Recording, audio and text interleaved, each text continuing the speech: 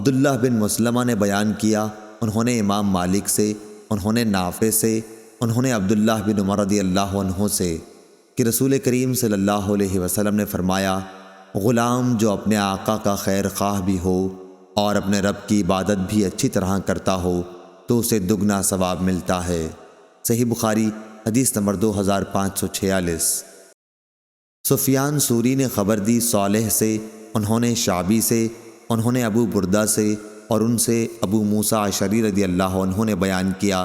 کہ رسول کریم صلی اللہ علیہ وسلم نے فرمایا،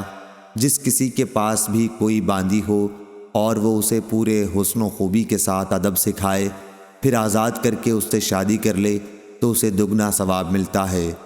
اور جو غلام اللہ تعالیٰ کے حقوق بھی ادا کرے اور اپنے آقاؤں کے بھی تو اسے بھی دگنا ثواب ملتا ہے۔ صحیح بخاری حدیث نمبر 2547۔ یونس نے خبر دی، انہوں نے زہری سے سنا، انہوں نے کہا کہ میں نے سعید بن مسیب سے سنا، انہوں نے کہا کہ حضرت ابو ہریرہ رضی اللہ عنہ نے بیان کیا کہ ان سے نبی کریم صلی اللہ علیہ وسلم نے فرمایا، غلام جو کسی کی ملکیت میں ہو اور نیکوکار ہو تو اسے 2 ثواب ملتے ہیں۔ اور حضرت ابو ہریرہ رضی اللہ عنہ نے کہا، اس ذات کی قسم جس کے ہاتھ میں میری جان ہے، اگر اللہ تعالیٰ کے راستے میں جہاد، حج اور والدہ کی خدمت کی روک نہ ہوتی تو میں پسند کرتا کہ غلام رہ کر مروں۔ صحیح بخاری حدیث نمبر 2548۔ ابو اسامہ نے بیان کیا، ان سے عامش نے، ان سے ابو صالح نے بیان کیا اور ان سے ابو ہریرہ رضی اللہ عنہ نے کہ نبی کریم صلی اللہ علیہ وسلم نے فرمایا، کتنا اچھا ہے کسی کا وہ غلام جو اپنے رب کی عبادت تمام حسن و خوبی کے ساتھ بجا لائے اور اپنے مالک کی خیر خواہی بھی کرتا رہے۔ صحیح بخاری حدیث نمبر 2549۔ یحییٰ قطان نے بیان کیا، ان سے عبید اللہ نے، ان سے نافع نے کہا اور ان سے عبداللہ بن عمر رضی اللہ عنہ نے کہ رسول اللہ صلی اللہ علیہ وسلم نے فرمایا،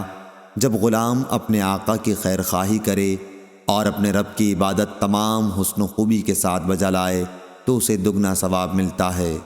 صحیح بخاری حدیث نمبر 2550۔ ابو اسامہ نے بیان کیا، انہوں نے برید بن عبداللہ سے، وہ ابو بردہ سے اور ان سے ابو موسیٰ اشعری رضی اللہ عنہ نے کہا کہ نبی کریم صلی اللہ علیہ وسلم نے فرمایا، غلام جو اپنے رب کی عبادت احسن طریق کے ساتھ بجا لائے اور اپنے آقا کے جو اس پر خیر خواہی اور فرما برداری کے حقوق ہیں انہیں بھی ادا کرتا رہے تو اسے دگنا ثواب ملتا ہے۔ صحیح بخاری حدیث نمبر 2551۔